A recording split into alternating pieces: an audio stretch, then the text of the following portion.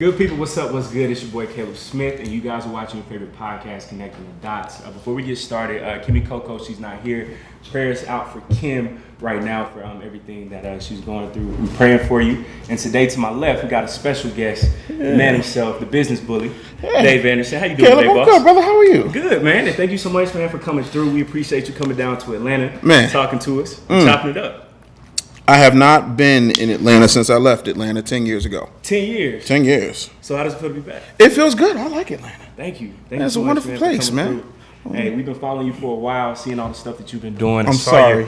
Oh, sorry for what? The stuff I've been doing. Nah, man. Hey, you've been doing good things. You've been doing great things, man. And especially when I saw your interview on The Breakfast Club, I learned so much from that. And after seeing that, I'm like, man, I got to contact this guy. So thank you, man, for coming through. And first starting off with BullyCon, how was that whole experience? Wow. When I did the very first BullyCon, like the way my life works, once I decided to stop, unplug myself from the Matrix. Right. The way my life works is like this. I will wake up and I'll just get a vision, and I don't know what the fuck it is. I'll wake up, so I'll tap my wife. I'll be like, Nay, wait, her name is Janae, so I call her name. I'm like, Nay. She's like, I'm like, baby. She's like, what? I'm like, I got an idea. She's like, what? I'm like, BullyCon. And she was like, you gonna do that shit? She turned back to sleep. I go back to sleep. And when I did the first one, it was cool, but people didn't quite get it because when you look at these business gurus, they come up with a bunch of Babbage bullshit that don't really apply to anything. So there's beach balls, and then there's a DJ that couldn't spin to save his ass, like he couldn't get a job at Strokers. You know what I'm saying? And what winds up happening is you get a whole bunch of feeling good, and then you go home and you still broke. Or you go home and you realize that you still got to get up and go to that job in the morning. What I wanted to do was turn the business conference on its head and make sure that no one sat auditorium style. Everybody sat at a round table so they can pull out their notes, pull out their notebooks and their laptops and really get busy. On top of that, I wanted to bring in people who weren't going to constantly just pitch shit at people. I wanted people who actually have made money and done things, that didn't involve having a boss. And what wound up happening was with the first one, we did really well. I took a year off because I had a lot of things going on. And then with this one, it was just phenomenal. Standing room only. We had Reza Islam. Shout out to Reza, man. That's my man. Yeah. Like I love that brother. Like I bet about the house on that brother. Like for real, he's just dope. Yep. Derek Grace came through for me. David Banner. Like it was an amazing experience because people love black people winning. You know what I'm saying? And the thing of it is, like, I look at other people, and I'm not, like, when I say what I say, I just say it. There's no malice in what I say. I'm just who I am. Speaking facts. When I look at other so-called coaches, entrepreneurial, people who are in my space fucking it up, when they have their events, you never see their clients on the stage. You never see any success stories. I had about 10, 15 of my clients on the stage. Everybody winning. Wow. You know what I'm saying?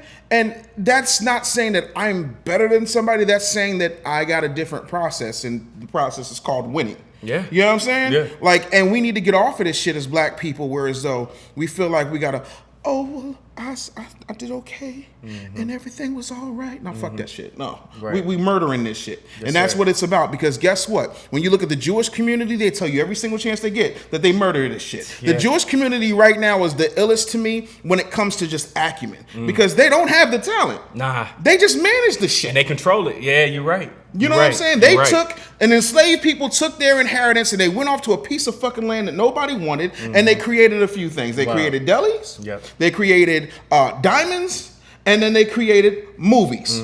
Period. Point blank. And sports. That's what people don't talk about. Oh, we don't like to talk about the sports stuff because what happened was little Jimmy Rabinowitz said, "Oh, okay, I'm going to go to law school, but you see that big black buck right there? He's going to get $40 million. I'm going to get 3% of everything." Wow.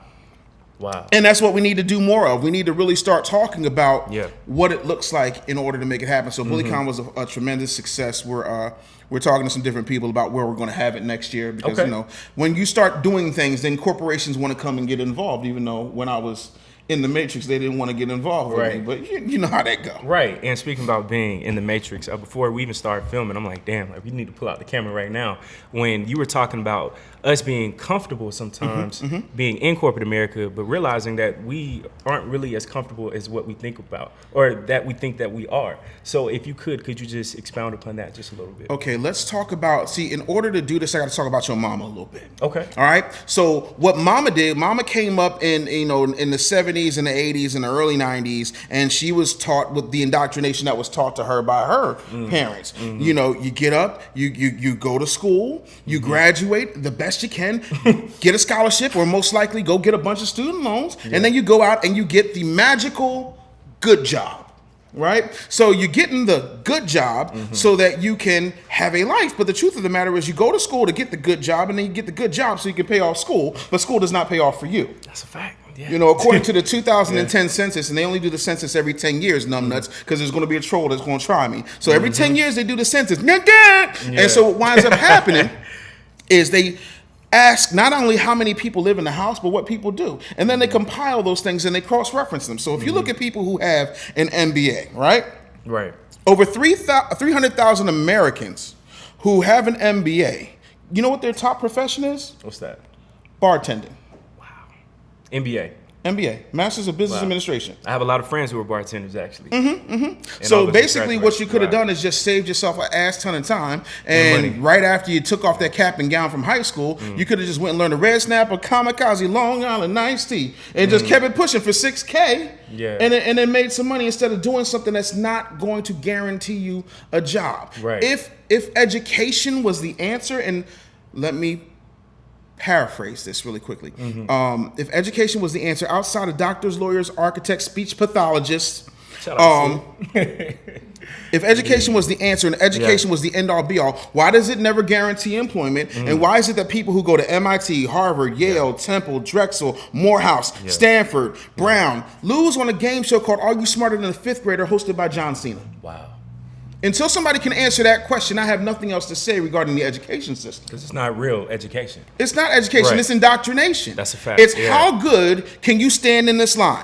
How good can you ask somebody permission to take a piss? So you have to ask people for permission to do a bodily function in America. Okay, no, that makes no sense to me. I'm good on that. Wow. You know, and I'm sorry, I don't know if anybody knew this, but like since 1991, we've had this thing called the information superhighway. So like every answer to every question can be found in your phone. So I'm like trying to understand why we're still doing this. That's real. So what do you think that our generation, my age group, millennials, what should we do to decode this matrix? Because myself, I went to college, I went to school. I learned a lot in school, but not things that are actual, you know, tools that you can use in life when it comes to being, you know, financially literate or knowing how to even send a letter. They don't even teach you that throughout school at all. Like I had to learn that on my own. Yeah. So how can we, especially our age group, start to break this generational curse somewhat? Build your fucking credit. Simple. Like that's the first thing. Yeah. The second thing is unlearn all the dumb shit they taught you, because most of it is horseshit. I literally know people, they email me every single day. I get like 500 emails a day. Wow. And someone will say, well, Mr. Anderson, I just got a degree in entrepreneurship. I'm like, cool, how many businesses have you built? None. Well, what did your professors, what businesses have they built? Nothing. None. Yeah. Okay, so you got a degree in entrepreneurship from people who are not entrepreneurs to teach you how to be an entrepreneur, but you're emailing me about how to be an entrepreneur. So what I'm saying is your generation, and I've got a millennial on my payroll. You know what I'm saying? I love my daughter. Your generation is the generation of, wow, I just want to call mom and ask for something. You know what I'm saying? Like I left my mama's house when I was 17. And when I came back, I bought my mama's house. Wow. You understand what I'm saying? Yeah. Like there are certain things that you're supposed to do, and you're supposed to go beyond that. But what happens is you guys are afraid to take a hit. Like y'all are afraid to get punched in the mouth. Afraid of failure. Absolutely, because if you fail, it's not like when I came up. When I came up, you know, the millions that I experienced was only the schoolyard or, you know, people in my neighborhood. For y'all, it's the entire web, and y'all care so much about your rep that you focus more on likes and shares than you do on shares and dividends. You understand what I'm saying? Go lose huge. Go see the world. You know what I'm saying? Like, figure some things out. Like, I had 1, 2, 3, by the time, you are what, 22? 22, yes, sir. By the time I was your age, I had 6 failing businesses. Wow. I didn't just wake up one day and say, boom. Yeah. You know what I'm saying? Like, I took some hits. I took some losses. Yeah. You know, and you got to be okay with that. Finally, y'all are the easiest generation to manipulate and control because you're so worried about what 6 white guys say in a boardroom as to what is cool, who you'll like, who you'll vote for, what cause you'll get hype about. Yeah. Cool. Tell me real quick, what day did Trayvon Martin get killed? Do you remember the date? I don't remember the exact date. Okay. Yeah.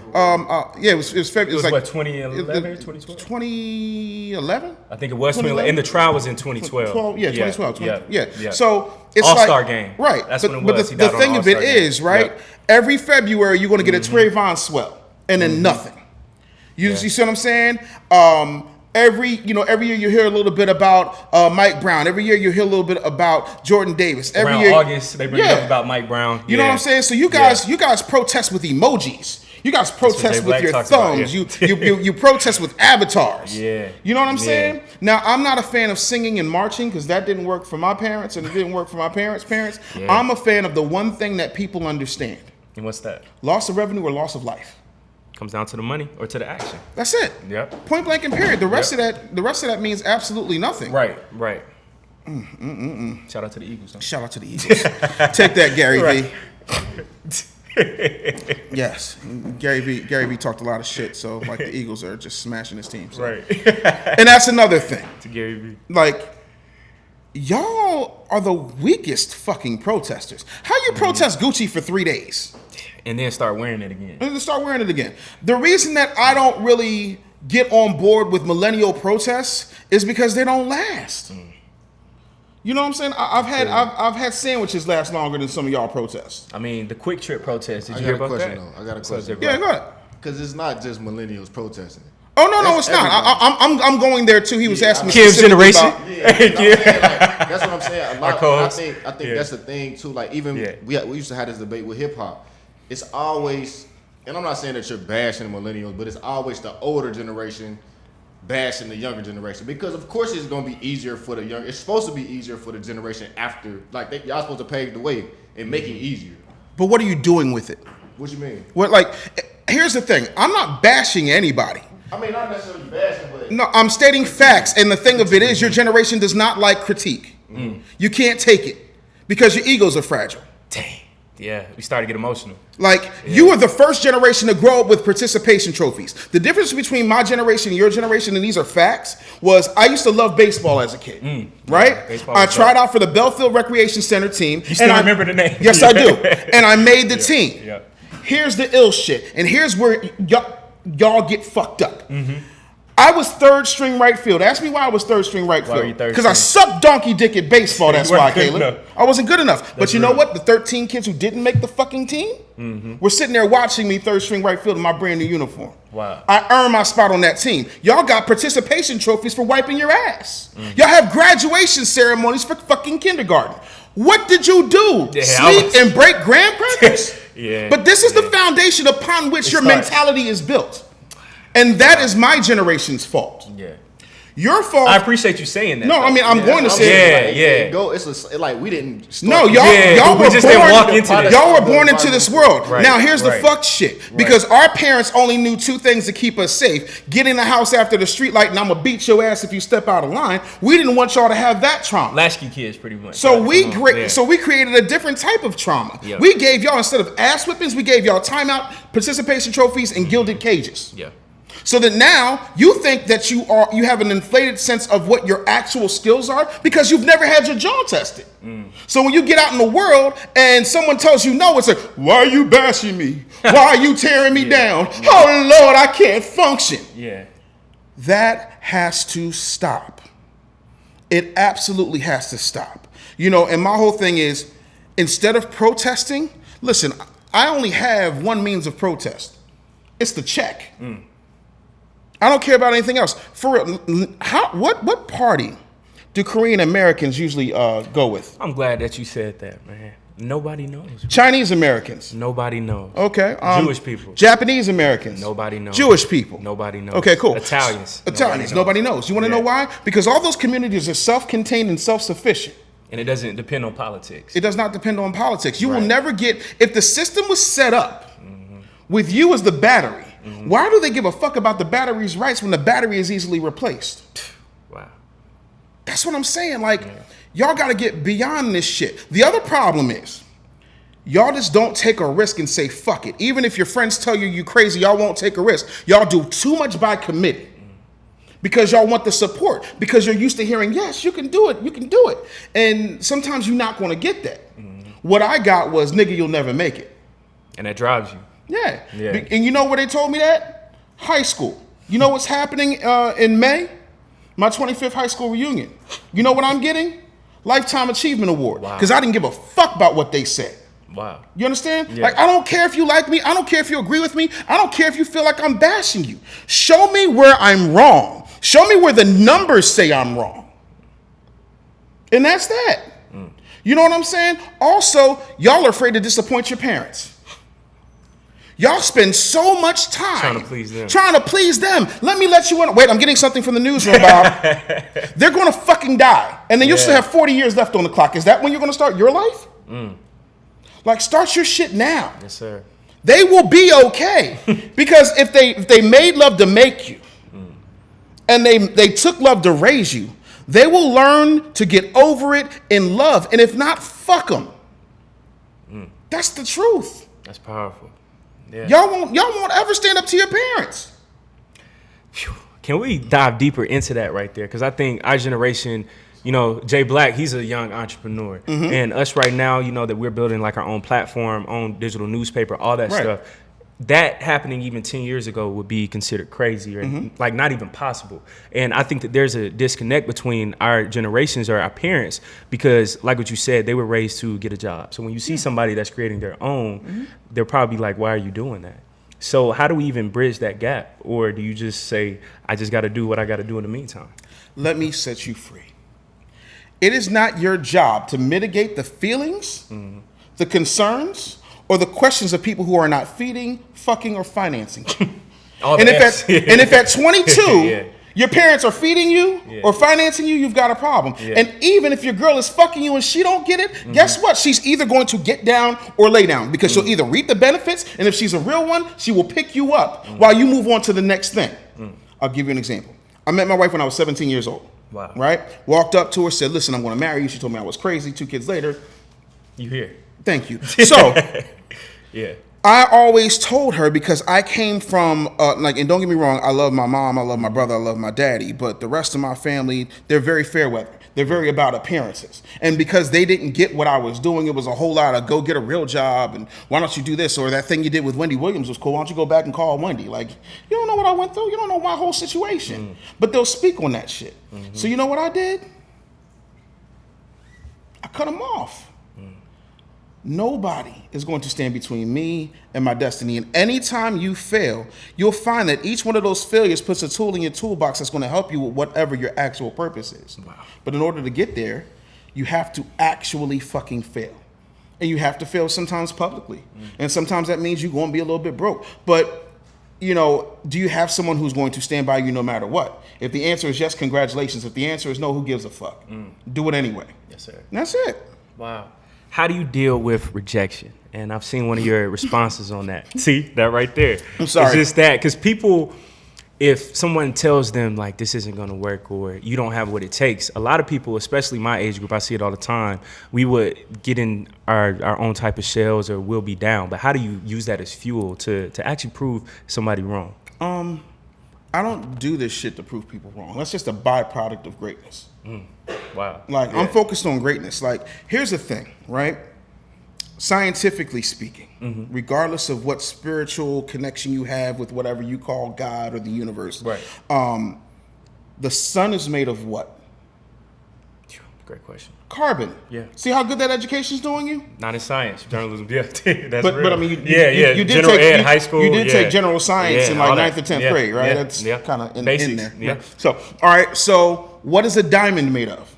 What is a diamond made of? Carbon. Wow. What are it's you all made the of? Same. Carbon. Yeah, we do have carbon in us. All right. So that means you have a direct connection to the Creator. So if you did not have a purpose, the Creator would not have created you. Everything comes in divine order. Everything is connected. Do you understand what I'm saying? Yes, sir. Like, energy does not die. It just transfers. Yeah. So if you know that, then you know that your purpose is your purpose. So instead of worrying about rejection, which is a natural part of this existence you call humanity in life, you focus on doing the work. Rejection is a part of that. Is that your first girlfriend? Yeah. Well, not first, but yeah, we dated since 14 years old. But is it the first girl you ever talked to? Nah, not at all. Ever had a girl say no to you before? Probably. No, because he pretty. It's the wrong question to answer. It's pretty motherfucker. And that's the problem. You ain't never take a loss. But the truth of the matter is, like, you're going to find things in life that are not easily to come by. Like, you're going to find things that aren't easy wins. You know what I'm saying? And, you know, for me, I know what I want. I know I wanted that sexy ass lingerie model, and I married it. The end. Yeah. And I told everybody, you know what they said? Nigga, you ain't never gonna make it. It's never gonna happen. She out of your league. There was a dude, I swear to God, his name, he called him, I don't remember his name, but he called himself the Chocolate Lover Man. Wow. Had that shit on his dorm Chocolate door. Lover Man. Chocolate Lover Man. He's about 5'4", but he had all the confidence in the world. And he couldn't get next to her, so he was like, ain't no hope for you, fat boy. Because if I couldn't do it, you can't. But I don't listen to your expectations. I'm a fucking bumblebee. Bumblebee is a big-bodied, small wings, aerodynamically not supposed to fly, but the bumblebee don't know shit about your science. You still make a way. That's deep. I like that. You know what I'm saying? So you got to focus on what it is. Rejection is a part of the game. It's just like if you cook a dope-ass meal for your girl, you might have dirty dishes. That's going to be a part of that shit. Yeah. You know, y'all always want to get right to the icing, but y'all don't want to make the cake. Y'all motherfuckers will stand in the kitchen. And this goes for my generation, your generation, and even my parents' generation. Y'all will say, oh, Jesus, I just want a chocolate cake. And you'll go in the kitchen and there's cocoa powder, shortening, butter, icing, milk, eggs, a bowl, a mixer, and an oven. You'll be like, oh, Lord Jesus, if I could just have a chocolate cake. You see what I'm saying? You already have everything that you have everything there, but you worried about, well, what if no one wants to eat my chocolate cake? Bitch, you the one who wanted the chocolate cake. Who gives a fuck if somebody else wanted to eat it? That's real. It's your cake. Yeah. That's it, man. And I feel like once you understand that you have a purpose, then there should be nothing that should stop you. Wow. Will you get discouraged? Yes. Will you get hurt? Yes. But that's that. Wow. You have an amazing career in radio, entrepreneur. Jay Black's like, I'm with it. What I miss? Nah, he's clapping. He's talking about losses. Yeah, just coming back. Bravo. Right.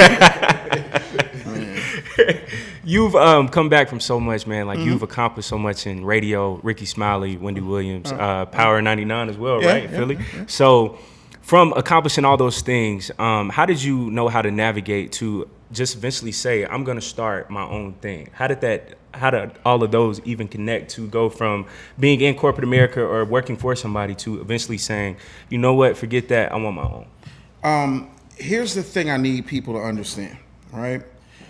Like, people will spin this Dave Anderson narrative like I just had it all figured out and I was standing on the edge of the fucking boat crossing the Delaware like I'm George fucking Washington. I don't know what the fuck I was going to do. I was doing radio from the time I was 9. Yeah. I don't know shit.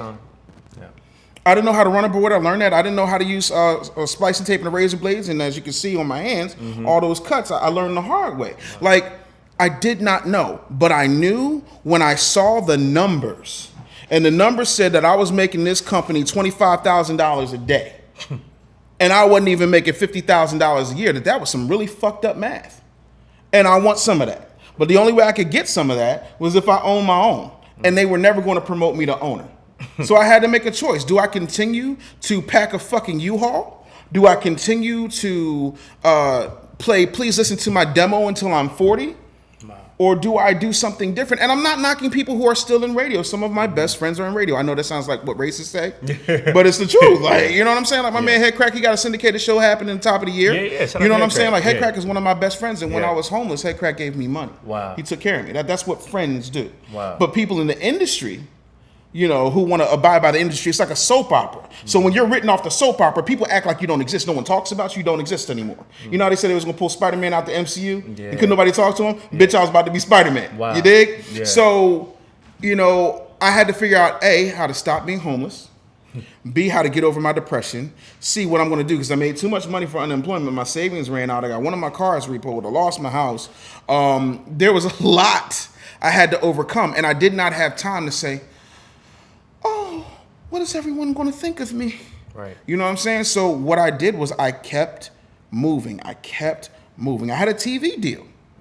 That network tanked. I kept moving. You know what I'm saying? And eventually, once you're moving towards something, it will reveal itself to you, but that is the process. There is no way to shortcut the process. There's a way to make the hard work count, but there's no way to shortcut the hard work. And if somebody's telling you to shortcut the hard work, they're a fraud. You know what I mean? So what I did was I looked at everything that I had accomplished, and then I started running stuff back. You ever see M. Night Shyamalan movies? No, I haven't. You never seen like The Sixth Sense or... I've heard of it, but I've never seen it. So at the end of all of his movies, he goes back and he shows you everything that you missed. He was giving you clues all the way around. Gotcha. So I remember sleeping in my Jeep in a park in Dallas. Wow. And I was legally parked because you're not supposed to sleep in the park after 8. But I had all my shit and I didn't know nothing, so I had to make something happen. Yeah. So I was sitting there and I was running back the movie of my life, and I kept coming to this point where salespeople were asking me to solve their problems, DJs were asking me to do campaigns, people were asking me, how to close them, and they were the salespeople. And I'm like, I did all this for all these people, and they made all this money, so I can do this for myself. I don't know how, but you learn, wise man named Les Brown told me a long time ago, how is none of your business? How is not your problem? Wow. Obedience is your problem. When you get an idea and it keeps you up at night, that's what you're supposed to go after. You know what I'm saying? And once you commit to that, everything else will work as long as you're working. It's not just going to magically come to you because you just say affirmations all day in front of the mirror like that. No, you have to actually work. Affirmations are good because they set your mind, but they're not going to help you get your grind on. You know what I mean? And that part, you can't remove the grind from the equation. Right. You know what I'm saying? You can't remove friction. So I just worked my ass off, and eventually I built the first fully functioning, all black owned and operated business coaching platform and agency. And let's talk about that. Can you explain your platform and your business for us right now? Yeah, the Business Bully LLC is a full service business coaching, marketing, and distribution platform. So what happens is, say you're an entrepreneur and you're trying to figure out how to get from point A to point Z. Because getting from A to B, you still got 24 fucking letters to go. You see what I'm saying? Right. So what we do is we look at everything. And there's a certain formula to success. When you really break down virality, when you break down people who pop, the first thing that you have to have is a vision. The second thing you have to have is a mission. The third thing you have to have is a personality. Now, this one right here, the personality piece is the hardest piece because everybody has one, but it's mucked and mired with, what if they don't like me? Right. What if I'm too short? Yeah. You know what I'm saying? What if they see that I get nervous when the camera gets on? Right. Like, I'm nervous every single day. Fuck that. You know who's not nervous? My pimp. I got a pimp named Bill. You want that money? Cable bill? Yeah, you want that money. Phone bill? Yeah. Tuition bill? Yeah. And he be like, thanks, bitch, do it again. Every time I pay him, he come right back. Wow. So until that pimp stops coming, which is never, I got to keep working. Yeah. You see what I'm saying? And once you understand that, and then you understand who you are, like, here's what most coaches do. They'll try to turn you into a version of them. You know what I'm saying? Yeah. Sort of like Agent Smith in The Matrix was like plugging everybody into his shit so everybody's all looking like Agent Smith. I don't do that. Yeah. I'm like a good songwriter, someone that can just take what you have and then still give you what you need in your voice. Right. You know what I'm saying? And strip out all the bullshit, strip out the years of your mama telling you get a real job and all that other stuff, right?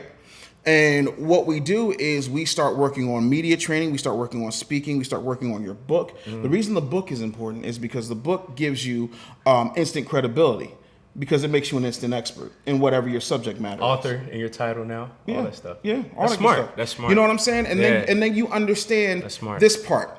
There are people who have told me, Mr. Anderson, Snapchat is for children and I'm not going to deal with TikTok. And I'm like, hey, dummy, Facebook was for children 10 years ago. That's like, real. You have to be wherever the people are. I give people what I call the Little Mermaid mentality. Because what did Ariel say? I want to be where the people are. I want to see them dancing. Swimming on fins, you don't get too far. Wow. And when these people come to me, they're on fins, I give them legs. Wow. And I don't take away their voice. You see what I'm saying? Yeah. So That's the thing. I just take what you have and I make it palatable to a broader audience. If I can do that for Ricky Smiley, if I can do it for Jordan, if I can do it for Bazin, if I do it for Clue, I can damn sure do it for you. Wow. You see what I'm saying? Yeah. And that's just what it comes down to. Yeah. You know, and that's it in a nutshell. I mean, there's a lot to it. Like I got a chief of staff, and then there's folks, I call them monkeys in the back, the web people. And I like that. You know what I'm saying? Yeah. But there's a machine. Yeah. You know what I'm saying? Like now I get to be Mickey Mouse. You know what I'm saying? Because I ain't got to run the machine no more. I just get to talk about the machine. That's it. You know, and that's the goal. You should be able to run your business without running your business. Delegate. Yeah. That's real. Delegation is a beautiful thing. That's real. This sounds so well organized. I know it is. And how do you feel about people questioning black-owned businesses sometimes? Like we have stereotypes of, oh, it's not well run, or if one thing goes wrong. Somebody got paper towel. See, if anybody got paper towel? I know it's all right if you don't. Because if one thing goes wrong, then all hell breaks loose. But when it comes to white-owned establishments, we deal with it. Let me talk to you for a second. You know how bad this American system of white supremacy is set up, right? You know it is set up for you to lose, correct? Yes, sir. All right. So if you know it's set up for you to lose, do you know who hates black people more than white people? Black people. Thank you. All right? See, I learned something in school. You ain't learned that in school. You learned that in life. They ain't teach that in school. What was the name of the class? Who was the professor? African American Studies. Oh, bullshit. Dr. Shannon. Okay, Dr. Shannon. Shout out to Dr. Shannon. But what I'm saying to you is, honestly, we want so much from each other, but don't demand a goddamn thing for the people who have put us in this position. Wow. Black people are so stupid, they want to get signed to a record deal, not realizing that's getting signed into slavery. They want to go number one in the draft, which is a really nice slaves quarters. Yeah. You know, they want to be in the C-suite of corporate America and be on their corporate hustle. That's like saying I'm small and fat. Like what? You know what I'm saying? Like it doesn't add up. There's no such thing as a corporate hustle. So once you understand that black people are in a system that is fucked up and that the programming of the system was not done by black people, it was done to black people, then you have to be a little bit more forgiving of black people. Having said that, if you are going to shit on a business because they're black, fuck you. If you're going to shit on a business because it's shitty and it just so happens to be black, by all means. But have that same energy for the 27 lines in Target and 2 people who are working, that day while the line is wrapped around the goddamn block. It was just like that when I went to Walmart yesterday, and I didn't see no black people, going crazy about it. But it's crazy, like what you said, if it's like a black-owned business, all hell just breaks loose. I mean, and oh Lord, I can't stand these black-owned businesses. Yeah, they'll be I posting try to do black business, but I can't do no black business because they say this and they didn't have that. Right. Or you go to a Jamaican spot and there's a spot on the fork. Oh, jeebus, there's a spot on the fork. Like, you can't just ask for some hot water and wipe the goddamn fork off. You got to go ahead and get on Yelp and make reviews. Or just ask for a different fork. But I mean, I think we as black people, we highlight it too much. We put too much of it. It's because I think people complain about other business.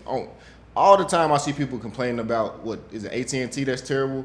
Yeah, AT&T. AT&T's terrible. Like all these business, but as black people, we keep pushing this narrative. Like we push a narrative that we don't support black businesses. It's a narrative that we continue to push, but all businesses get critiqued. Name me 5 black businesses that have grossed over $500 million this year. Off the top of my head, I don't know. Thank you. The end. Slutty Vegan did but $500 million? That's a lot, bro. $500 million. 500? No. Bro, that's half $1 billion. Yeah. Okay, but that's half $1 billion. Hold on. What businesses? I guess you can name 5 businesses that did, and tell me how long have they been in business. Here's the thing, right? I am going to answer it. I didn't even open my mouth, bro. Didn't even open my mouth. We good? Here's the thing, right? If you know that, and you know that the system is fucked up, and they have had a 700-year head start based on our ancestors' backs. Not 4. Yeah. What can you say? America became a superpower off of your blood. So yeah, we know that. Having said that, though, it's not a matter of, this is not like, there was a time where it was deplorable to sell drugs to children and women. Yeah. It was deplorable. Pippin happened, but there was a district for it. Yeah.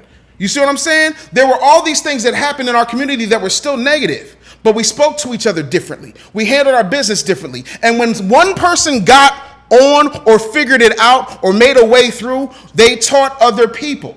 Now we don't do that. What we do is we hold on to it because we're afraid of losing something, but a candle never loses something by lighting another one. So no, there is no comparison because we didn't have the opportunity to sit on a porch and drink fucking lemonade and mint julep while the white folks sat in the field toiling away singing old white folk spirituals. So no, there is no comparison. But having said that, there was a time when you had Eatonville, you had Black Wall Street, you had Rosewood, you had places where things were happening. Where in America is there an actual district that is duplicatable in every single place for African descendants of slaves? It does not exist, but in every major city there's a Chinatown. Technically, Martin Luther King Drive. Where you find all the but it's not designated. It's not designated. It does not have a distinction from anybody's city government. Yeah. You know exactly what I meant. Yeah. And that is the war we fight. We're not fighting that war because we're so busy critiquing each other and getting into pointless fucking comment beefs on Facebook. Like, we don't have time for dick measuring. We need to start snapping necks and cashing checks and keeping those checks in our communities. If our shit was so fucking Trump tight, right, and everything was so fucking equal, why is it that when a black dollar gets in the community, it's only there for less than 2 hours? Yep. You can't argue with numbers. You're entitled to your own feelings, but you are not entitled to your own facts. And until the facts have numbers behind them that support them, I'll stand here all day. But what I am doing, unlike most people, is I've put more single moms in the 1% than Future with a bag of Viagra. That is a fact. Most people don't even know how much money it takes to get into the 1%. Anybody? What's the answer? Yeah, what's the answer? $441,000. But they get y'all stuck on a milli, and then you'll never fucking get there, so you feel like you lost. Yeah. And so what happens is you're not taught to focus on the means of production. You're not taught to focus on the means of distribution. You're not taught to focus on building conglomerates and collaborations or joint venture partnerships with each other. You're focused on, I'm getting mine over here, fuck you over there. And so it's literally, we gotta compete with each other. Right. But how is there competition? You don't ever see, like in Philadelphia, we have this thing called Jewelers Row, right? So it's literally from 8th Street is where Chinatown stops and the Jewish community begins. Wow. And what happens is you got Robbins here, you got Jewelry Brothers here, you got Unclaimed Diamonds here, and ain't nobody mad at nobody else. Yeah. There's something missing that we need to address. And until we fix that shit, we can't have a conversation about the other shit. Yeah. And in a previous interview, and you said this before, and this kind of struck me, is that we're really the only group of people that when we go to a convenience store, bodegas for people in New York, that there is a bulletproof glass. And they'll take our money, but they won't respect us. No. How do we start changing this? Okay, listen. My wife always says that men do what women allow. That's facts. White folks, Asians, Hispanics, Africans do what black Americans allow. Yeah, we don't talk about Africans either sometimes, No, we need to, because that Akata shit is real. And I'm not saying I that was every just having this African conversation. is like, I'm not saying that at all. I do business with some great Africans who understand this shit. I got people who are like, yo, Dave, like, I will get you the path to repatriate to Ghana if that's what you want to do. Like, I got great African friends, but the truth is the truth. And if you're not ready to expose all of this ugly shit, we can never heal from it. Hey, let's get into it right now. So the thing of it is, right, we lose so much because we bend over because we want white acceptance. You know, we want to be people of color. And I have nothing against people of color if our house was straight first, because we have very distinct, very individual, very unique problems that in the history of the world have never occurred and will never occur again to any other group of people. I'll give you an example, right? How do you classify yourself? Black man. Black. Millennial. Okay, cool. Yeah, simple. I'm glad, because if you said African American, we're gonna have a serious conversation. I don't like saying African American. I mean, it was created in 1988. Yeah, but that's not even the issue. Yeah, do you know the problem with saying African American? Anybody? I'll probably say it takes away your lineage somewhat. That's not even the biggest problem. How do you feel about it? It's not a matter of feel; it's a fact. Or facts. I don't have feelings when it comes to business. Yeah, that way I when can it just comes to separate facts. myself. Correct. Right? Correct. Charlize Theron is African American. Oh, if you come from like South Africa or something like that, then you can classify, because technically it's correct as African American. And so if that's that's a very good point. So if you go and you set up the reparations thing for African Americans, ADOS, then all of the Afrikaners can come and get their check. That's why it has to be foundational Black Americans. Thank you. We can't use African. You can't. That's a very good perspective. Yeah, I appreciate you saying that. And the other part of it is, like, just to be honest with you, I feel like we have not had the opportunity to be alone with ourselves. Ever notice that, like, for the first time in history, like when I did BullyCon, we were the only ones in the room. A white dude showed up, I kicked him out. Real rap. Some people might say that you're tripping. I don't think that you are, but I'm not tripping. Explain to our viewers why you had to do that? I kicked him out, and it wasn't that I didn't appreciate him, but that was not his audience, because they don't let us into their meetings. I said on the Breakfast Club, and you can mark, I'll give you 10K if I didn't say it. I said, I'm going to create a safe space for Black people to do business. But that went over everybody's head. You said Black people. Yeah. Safe Very specific. space. We have no safe spaces. Yeah. We have no quarter. Yeah. The second you go out of this house, what's the first thing you're worried about when you get behind that wheel? Cop. Already. Whoop, whoop. Yep. You ready for the mind fuck? What's that? My aunt and uncle, cops. My brother, cop. My father, cop. Same and here. I still have a fear. Same here. You understand what I'm saying? Yeah. So that tells you that there's something wrong. Yeah. Here's the ill shit. Anybody, just real quick, I'm not trying to bother y'all, but I'm just curious. Anybody ever had free lunch at school? You can thank the Black Panthers, but they don't give them credit for it. Yes. Yeah, they actually started that That's program. our job, though. Our job is to push our history. Our job is to push our history, but I don't want to get caught in the history part. The one thing I don't like is that we always able to tell what we're doing wrong, but we're never highlighting what we're doing right. Or even what we did right. And then, like you say with the Black, I didn't know that. I personally didn't know that. But that's something we need to start pushing. Like, we can't expect the white people or these white schools and start white teaching Black history to push our agenda. Right. And why would you? Because like That's a good point. I said in that last Breakfast Club interview, you can never expect the people who choose to oppress you to give you your keys to freedom. That's on you. But what happened was, because my mama's an educator. Like, so when I start saying fuck education, I'm doing it from the perspective of I'm the son of an award-winning teacher and the grandson of an being educated. Right. Yeah. You know what I'm saying? But I was educated at home first. See, real education. School was the icing on the cake. Like, my family did not rely on school to teach me who the hell I was. Correct. You know what I'm saying? My grandfather had me out there, like, laying out cement and telling me about how he joined the Navy. He got in a fight with a Klansman when he was 16 years old, and the Klan came to ride on him, and he ran through the night through Virginia and found his way to a naval recruitment station, lied about his age, and joined the Navy. Wow. You see what I'm saying? Out of safety.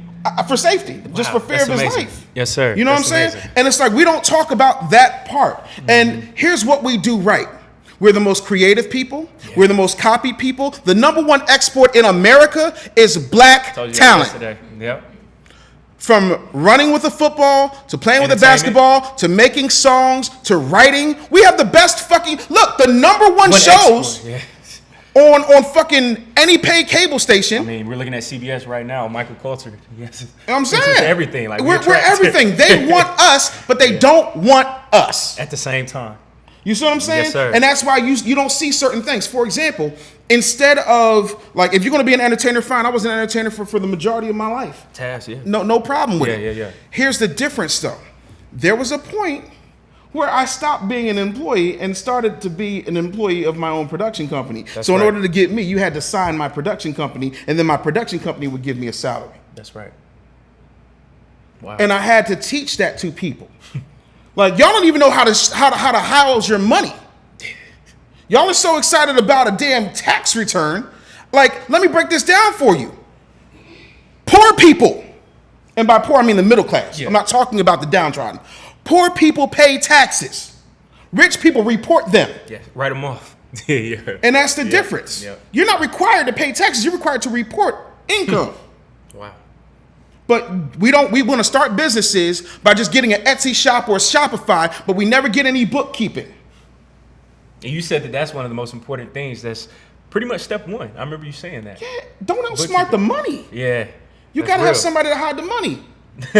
I mean, it's just what it is. Somebody got to keep up with it. The one thing that I loved, and I don't love much about our president, but the one thing that I loved is during the primaries, Donald Trump was being criticized by all 17 of these very well-qualified Republicans who had phenomenal political careers, with the exception of about 2, but they were all still more qualified than Trump to lead the country, regardless of political affiliation. They said, well, you filed for bankruptcy this many times, and you had shelf corporations here, and you did this, and you did that, and Donald Trump said, hold up. I mean, he literally did Heath Ledger's Joker. He was like, wait, I don't work in Washington. You know who does? You people. So what I did as a businessman is I studied the tax code and I took advantage of the laws that were there. Wow. T.D. Jakes famously said, eat the meat and discard the bones. Black people need to take advantage of the laws that are there in order to understand how to build wealth. 86% of my generation does not have life insurance. 97% of your generation doesn't have life insurance. Do you know outside of slavery, post-slavery, the number one wealth builder for white America? Life insurance. Life insurance. Got to pass it down. You can get a $500,000 policy for $10 a month. Simple. Wow. And you don't got none of my health problems, and most of my health problems are due to nerve damage, not fat. Wow. You understand what I'm saying? You are 22. You get term life instead of whole life, because they'll try to push you on whole life because they just want to rape you. Yep. You get term life. But nobody has these conversations because these conversations aren't sexy. They don't come with a fucking white party. Yep. Puffy ain't coming down from on high and popping white grape Ciroc in front of you saying, take that, so you're not fucking interested. Like, we have to do it. They're not going to help us. And then when people are coming to help you, don't sit up and say, yeah, I already got it. Oh, if you already got it, then why don't I see you where I am? Not bragging. Yeah. I'm just saying, if you're that dope, why aren't you in Forbes? Right. If you're that dope, how many people can come and say that Caleb put me on, and because Caleb's put me on, I'm making $500,000 a month right now? That's real. Yep. Until most of us who are in the 1% start teaching those who are not, and the ones who are not are to a point where they want to listen, we're going to have a problem. So we can't talk about what we do good, because what we do good, we don't control. Wow. Y'all are so caught up in record labels, but you never stop to think, how come there's no record companies owned by black people? Name one, I'll wait. Yeah. There's only, 4 record companies? It's only, the big 4, ain't it? Pretty much. Yeah. Warner, Sony, Interscope, and RCA. Yeah. Wow. And they've had all the black talent. We're talking about the Michael Jacksons, Whitney Houstons. Everything. I mean, we can go on Speaking and on of Michael Jackson, like, I talked to Dick Gregory years ago, and he said the funny thing is y'all think they was after Michael for the Beatles. Nope. They was after Michael because he don't have the Sony. He had Beyonce shit. So he would have still been because Mike became a student of the game. Yeah. Someone gave him an opening, gave him a tip, and then he went and figured it out. He went and did the research. He went and did the work. He didn't wait for somebody. Can I ask you a question? Sure. Because we've been having this conversation, and I think I'm gonna ask you the question first, because we've been talking about the HBCUs and investing into them, and I think even with the record label, I think it's the same thing. I think us as people, we don't want to start, and it goes back to the perception thing. We're not ready to start from the bottom. Like, it's going to be a process. It might be 10 years until we get to, because we're trying to compete with companies that's been around for. Somebody got to sacrifice. Yeah. Bro. So what is your I guess, your advice, or what would you say to us trying to compete with those big companies, those big record labels? That's a great question. Hi. Gary Vaynerchuk is a friend of mine. Gary has a $500 million agency. I don't compete with Gary. We do similar things, but I have a specific audience. I'm not worried about them. I'm worried about carving out my piece. Here's an example. You know who Luther Campbell is, correct? Right.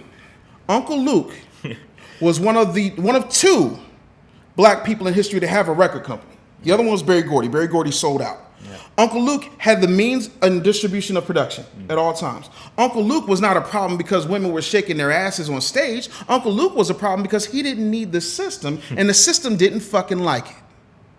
It's not about a record label. It's about a record company in a time when there was no internet. Luke Records was self-contained to the point that when Professor Griff got kicked out because he was kicking too much knowledge, even for Public Enemy, Luke signed it.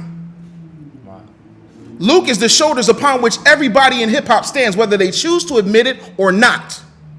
And we don't talk about that because we're focused on, I want to get my own label. No. First of all, you're not starting at the bottom now. To answer your question, you're not starting at the bottom now. You're starting at the top because they have this thing called the internet. So you no longer need to press up CDs. You no longer need a warehouse. You can take a fucking phone and make a hit record. That's right. But we don't want to do that because we want to show everybody how much of a slave we are with whips and chains. Literally whips and chains. Wow. And instead of actually doing the shit that would make it happen and making that other shit whack, we don't ever condemn people for being fucked up. When Jay-Z was like, we know what the march is about. You know what the march is about. Okay, now we what are we going to do now? Oh, we're going to sign J-Lo and Shakira to the halftime show. We talked about that last week. How do you feel about that?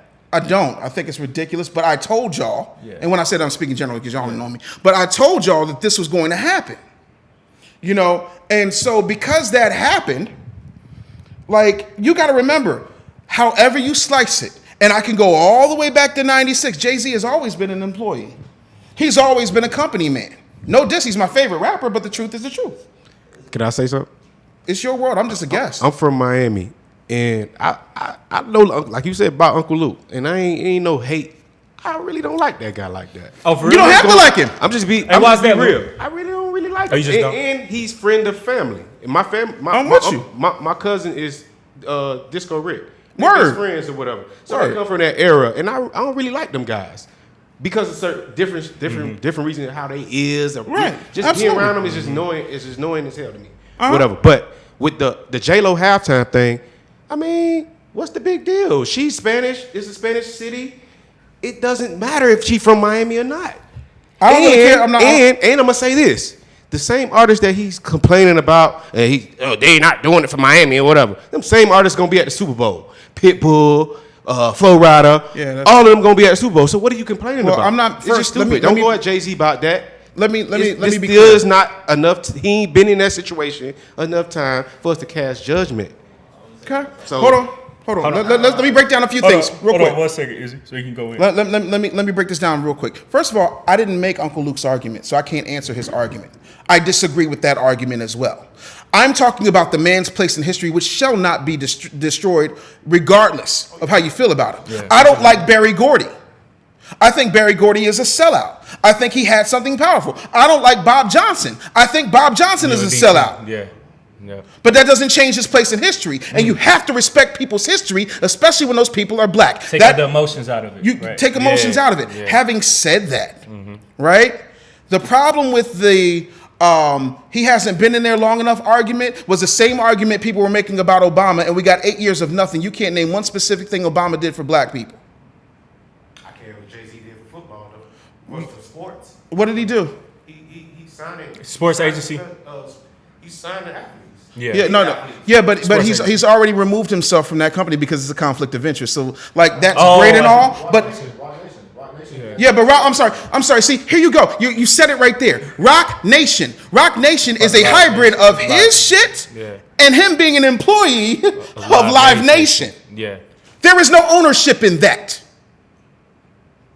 That's partnership. Jay-Z at one point owned 1/15 of 1% of the Brooklyn Nets. And the only reason they gave it to him was because they were denying people in Brooklyn jobs at the Barclays Center. So they brought in Jay-Z to come, everybody. You know what the protest is? You know what this is about? This is about Brooklyn. Nothing got done. Okay? By the way, J-Lo's Puerto Rican. She is not Spanish. She is Spanish speaking. That is a culture, not a race. Charlie Sheen is Spanish. Emilio Estevez is Spanish. And Spain is in Europe. Who lives in Europe? Well, I say Spanish because it's all the races. Yeah, I see what you're saying. Like how people characterize Spanish people as Mexican here. Everybody's Mexican. If you go to Miami and you say oh, you said that 2 weeks ago. You're going to get your head knocked off. Yeah, I remember that. They're Spanish. You got to figure out which group they are, right? Yeah, I see what you're saying. And I grew up with all of them. No, I understand. All of them. Spanish coach, I keep saying it. My point is, you can't. I see what you're saying, though, and I'm with you. It's hard. But you can't in one breath say that you're about justice and you're gonna make all these changes and you're gonna be a partner, this, that, and the third. And the first thing you do is the foundation of everything else that you do. Yeah. And his first move, because who's in charge of halftime entertainment? Who's in charge? But listen, No. Technically, who were you told was in charge? Jay. I have a question. Hold on. Let me make my point, and I'll answer your question. You play more of a promoter's role. No. It's not about what you think. It's not about what you think. What are the facts? No. What are the facts? The fact? No. That's not a fact. That's an assumption. The fact is, when he was presented on the anniversary that Colin Kaepernick took a knee, he was presented as the person in charge of entertainment. While Roger Goodell just sat there with a shit-eating grin on his face saying, "Look at my nigga." So let me ask you a question. What is the biggest department in the NFL? I don't fucking know. Entertainment. Entertainment. Why not have one of our people in that department? If one of our people is in there, okay, wait, I got one for you. What is the biggest court in America? The biggest court? What's the biggest court in America? The biggest court in America. Judicial. The Supreme Court? Okay, ever heard of Clarence Thomas? Yeah. Why not have one of ours in there too? Affirmative action, Clarence Thomas. So you made it. Yeah. He was in charge of entertainment, but you don't know the guidelines that I got a question real quick. You're explaining, but you're not giving me facts. Roger Goodell is a prick. That's the facts. That's an opinion. Hey, everybody can agree on that. But his action. Wait. That's an opinion, but the evidence of his actions proves that he's a prick. So the evidence. Hold on. Wait. The evidence of Jay-Z's actions prove that black people were not his top priority. Black people have to be black people's top priority, especially when you went in there promising black people certain things, and what you did was be the spook that sat by the door. So title was not for black people, for black artists, for hip hop artists, the Khalid Brown and all these things he's doing towards that's not towards black people. Those things make profits. And by the way, does he own any of those things wholeheartedly by himself without a conglomerate, with the exception of Tidal? I mean, Tidal is huge. Yeah, I mean, Tidal is huge, but it's not number one. And on top of that, how many people are actually on his board who stayed? So who look like you? He don't own none of that, but he worth that much money without owning all of that. And that's the problem. You get caught up in the money. The money can be taken from you. But it's also a lot of things that he's doing well. I'm not saying he's not. Yeah. I'm not taking anything away from that. Yeah. That's not the point. You're arguing things I never said. What I'm saying is, in this situation, what? The Super Bowl is in Miami, so that's not black. I just got a question about the Super Bowl real quick. You don't have to give us a black. But I could have swore that the Super Bowl, I'm sorry, 78% of the NFL players are black. But how many of those players are from Miami? A lot of them. But no. Is it the gross majority? You're telling me the gross majority of NFL players are from Miami. Florida and Georgia. But not Miami. Right. We're talking about Miami. What I'm saying is you're talking about a global brand, and any way you try to slice it, he did not come through for black people on this where he was supposed to. That's it. There's no other argument to make. That's what I'm saying. I think we focus too much on the concert. I'm not focusing on the concert. I'm focusing on what the concert represents and the message that it sends. Is it possible that the artist was already booked for the Super Bowl?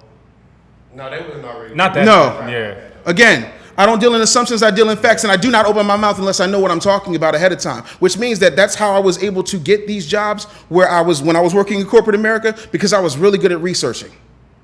So if I said something, it's verifiable. So would you be able to give us the details of the contract with Jay-Z in the NFL? I cannot give you the contract that was never released. And saying he's not doing this and that. It's only been a month. It was only 8 years with Obama. What has he name one specific thing at that position that he has done for black people?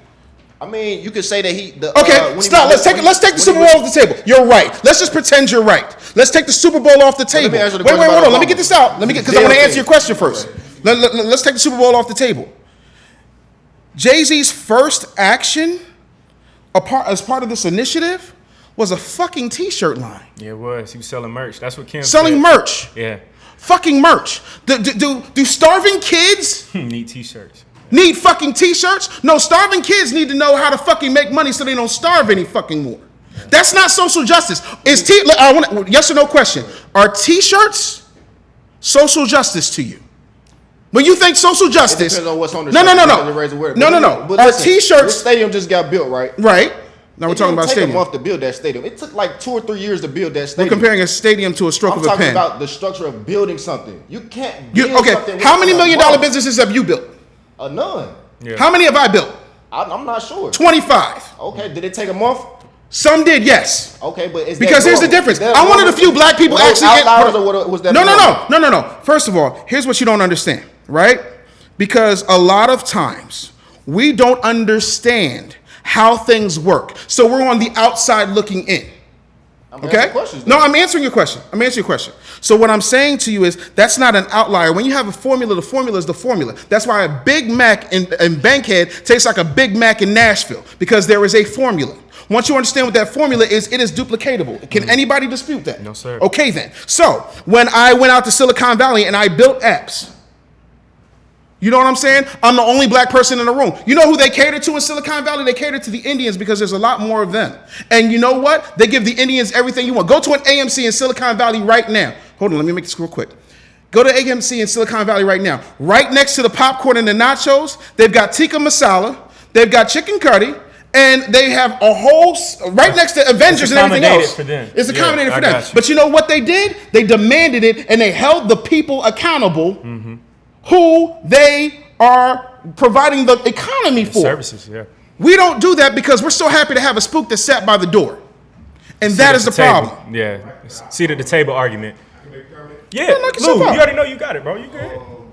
I went to school in Southeastern Oklahoma. Where the winds go sweeping down the plain. I went to school in Southeastern Oklahoma. You played football there, right? Yeah, I played football. They had Choctaws, Chickasaw, and another tribe of Indians there. And you're completely right. Because one of them was my roommate. And we went to Walmart one day. He was like, yo, come to Walmart with me or whatever. He started picking stuff up, like 3 TVs, everything, walked right out.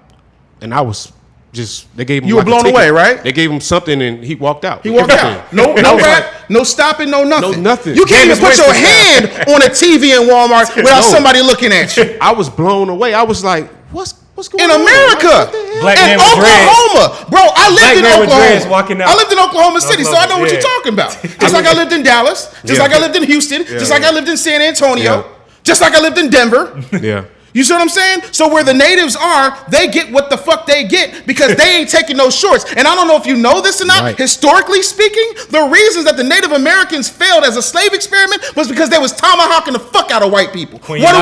We that, fucking hug them. Yeah. And then we talk about, well, we need to wait enough time for someone to get settled. I'm sorry, when you got to take a piss, you whip your dick out and you piss, don't you? It don't take no time. I don't want to hear about buildings being built when the fucking hood is the only thing that we really have to show for it, and the shit's not being built up because we've allowed ourselves to be relegated to the hood. I'm sorry. I will give you $10,000 cash right now if you could show me somebody you know personally and bring them here who owns property in Chinatown full out, black owned. I'll wait. But we got Chinatown in the hood. That's real. So don't talk to me about fucking, we just gotta give them some time. It takes time. Rome wasn't built in a day. Guess what? Rome wasn't built in a day. And you know what was happening while Rome was being fucking built? They had all the fucking subjects in the Colosseum watching the fucking games. Yeah. No. Because it's the wool being pulled over your eyes while they're fucking getting all the fucking money. So until we're going to have those conversations and be real about it, all of this is moot. I don't give a fuck about a football game. I don't give a fuck about a halftime show. I give a fuck that black people are using black people to get over on black people, and black people say, oh, well, that's okay. I got a question for you. Because I'm a person that likes solutions. So what is your solution? My solution is creating a whole lot. Oh, wait. About for next week, so we can have this shit changed by next week. Okay, that's funny. I'm sorry. Jay Black says, Jay, because get a month. This is the part. This is my favorite part. I want y'all to pay attention. I want you to get a week. I want y'all to pay attention because this is the part Yeah. Where he think he got me. No, I'm asking a Wait, genuine 5, question. 4. How many months does it take to have a baby? 9. Yeah. Okay, so get your girl pregnant and bring me the baby next week. But I'm just You saying, can't. I'm asking Yeah. you kind of, I'm can't. trying to figure out, because you brought up the thing that you started a business, you made $1 million business in But not in a week. I said in a month. a month. Okay, so what can we do in a month as people to make a difference in our community, to change, to Okay, As soon as here- possible, wait. Yeah, First that's of a all, good stop bragging about dumb shit. Yeah. Here's no, not you. Listen to me. Hear me with your heart, not with your ears. This ain't about you. You asked me what black people can do. You're not all black people, bro. Yeah. Here's what black people can do. Stop bragging on bullshit. Here's what I mean.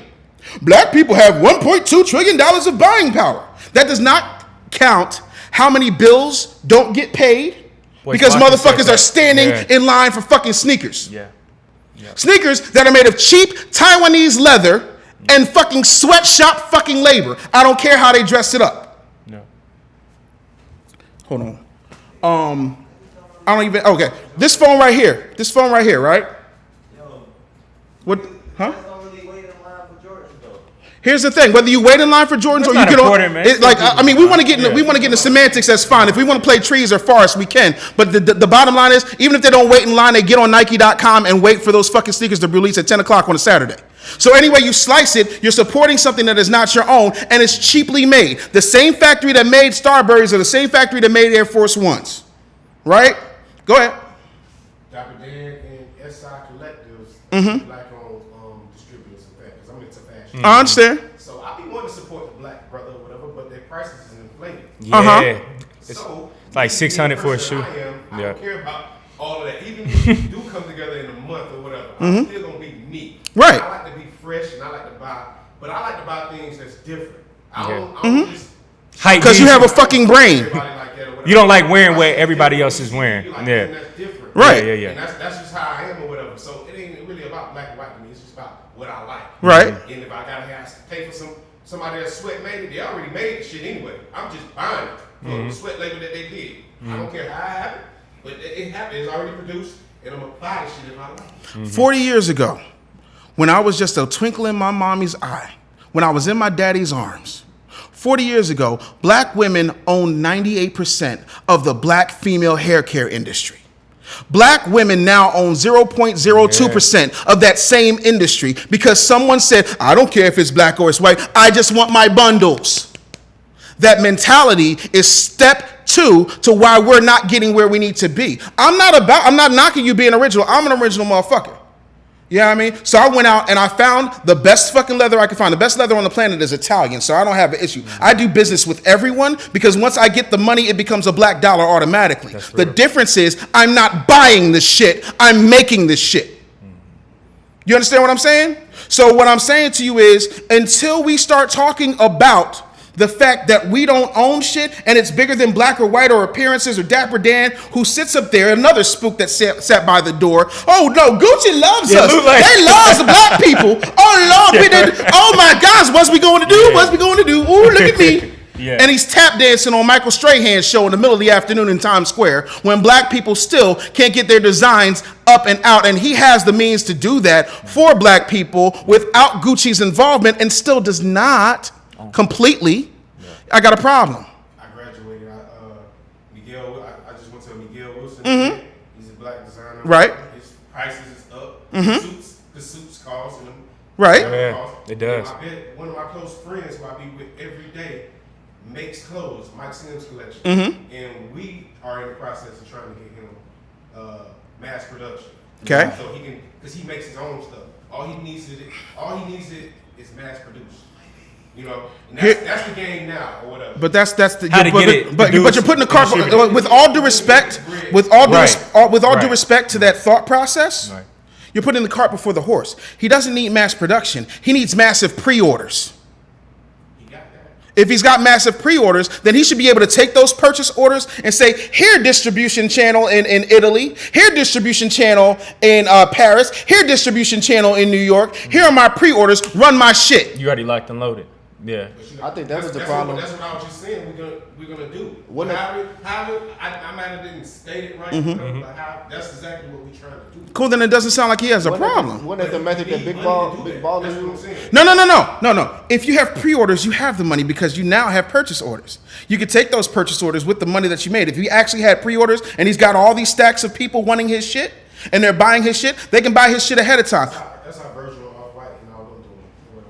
I mean, but that's the only way to do it. Pre-orders have been done for centuries. Like that's what it comes down to. When you were a little kid and your mama bought Ebony magazine, it said allow 4 to 6 weeks for delivery because it takes time to print that shit out. You give yourself enough leeway, but you take the money and you take that money and you flip it so that you can then give people clothes.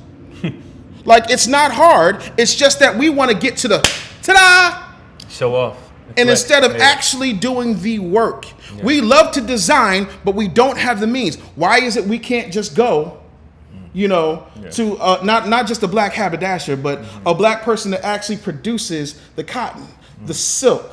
You see what I'm saying? Yeah. The satin. And that's the part that we miss. We like all the design shit because it's easy to draw. It is hard to actually get into those channels because we have been so busy hugging people that we got locked out the same way black women got locked out of the hair care industry. By being too convenient and being too loving and being too open and hugging everybody fucking like they're Amber goddamn Geiger. Oh, we about to segue into Can I that ask you a real quick quick. question? Yeah. Anything you want. You help businesses, you help grow businesses. I do. Yeah. How much would you attribute to not having good marketing? 98%. Because it seemed like even with the Gucci shit, when that happened, we was able to see all these expensive black designers and shit like that. So how do we change that? Like what do we do about that? First of all, let me break this down for you. Where black people go, wherever black people concentrate, the world follows. White people want what's real, and what's realer than black people? Nothing. But we use our power so fucking willy-nilly, we don't even stop to think like, oh my God, if we all said this is what we're doing, everyone else would fall in line. On top of that, we spend time doing dumb shit like trying to learn marketing from white people when we're the fucking marketers. You want to know how to market some shit? Go to Old National and look at black people. Hey, you remember Old Net 10 years? Sunday night, bro. What you talking about? Frozen Palace? Hey, dog, listen, I wasn't always a happily married man. Hey, how you doing? Hey, bro. Listen, I love wherever I am. That's what's up. I grow wherever I'm planted. And Atlanta gave me love, just like Nashville gave me love, just like Memphis gave me love. That's what's up. You see what I'm saying? Yes, sir. And that's the thing. I learned very early on, number one, I ain't never got killed for a no.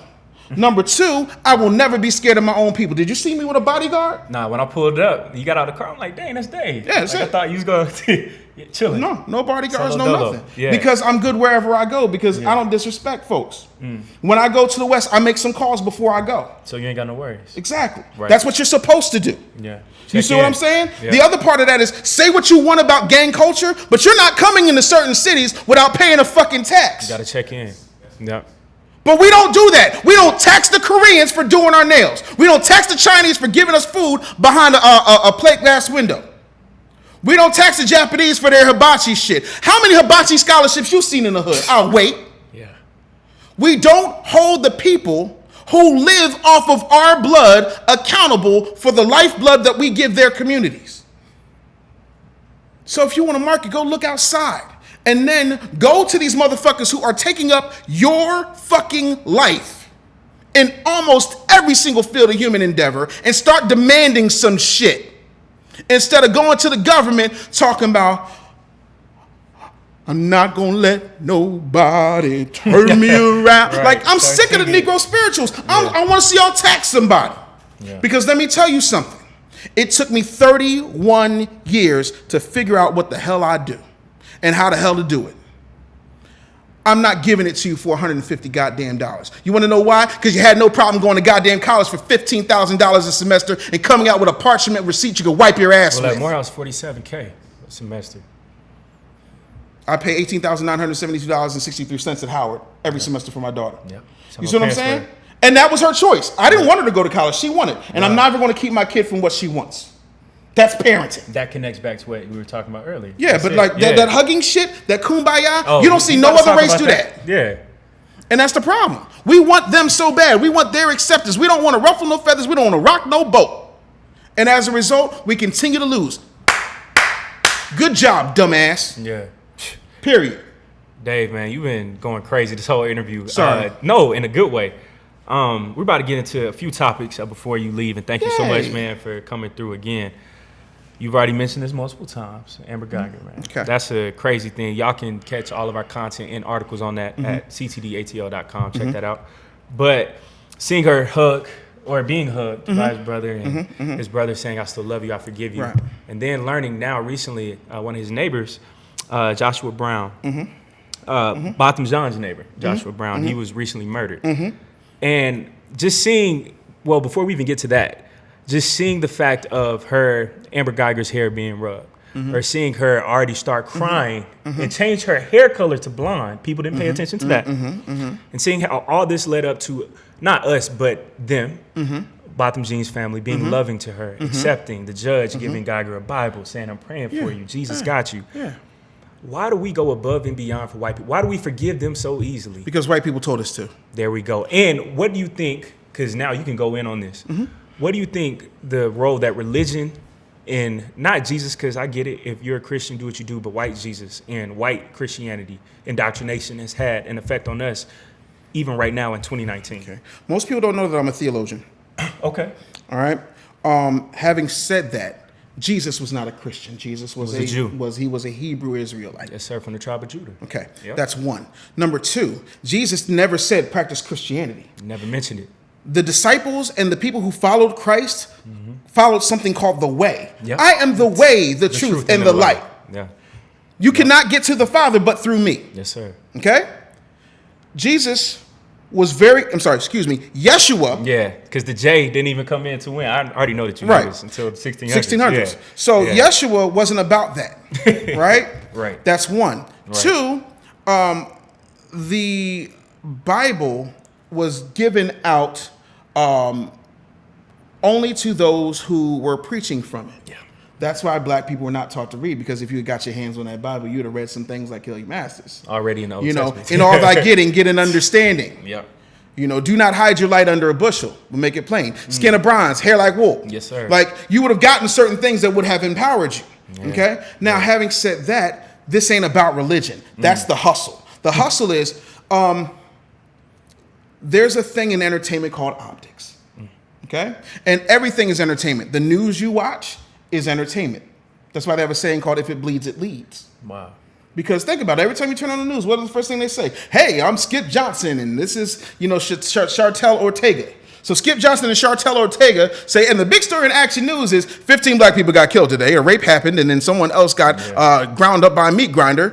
Like, that's your all it is. attention. Yeah. And that's all you hear. Yep. And then in the last 30 seconds, you'll hear about a little boy who risked his life to save a squirrel. Yeah. Right? So here's what they did.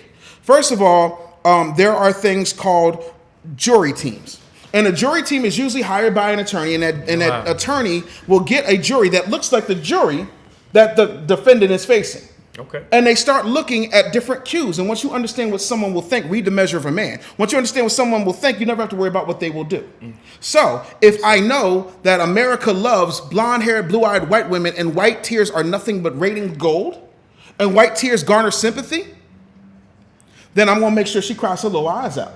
I'm going to make sure that she has some Dave and Sandy sauce to sniff up her nose. I'm not saying that's what happened, Right. but I'm just saying that that's what I would do as a producer, right? Then the other part of it is, right, if you do your research, the judge was endorsed by the police union. And when she was endorsed by the police union in Dallas, she was also given a massive check. She also put in their version of Stand Your Ground, which is called castle doctrine. Yes, sir. Which means if somebody breaks into your house, you can kill them. But if you break into somebody else's house, can you kill them? That's not what that means. They also said that the judge also said that you can told the jury, you can consider manslaughter as an option. So let's do some numbers, because that's all that matters is the numbers, right? So she got 10 years after the bailiff stroked her hair lovingly, and Botham John's brother got on the stand and hugged her, and the judge committed judicial crime by getting off of the bench and handing her a Bible and hugging her. You're not supposed to do that. You're a professional. You're acting as the people. You are acting as the will of the people. That's real. Yep. But she had to make sure that the bag was secure because, black people love securing the bag even over their own.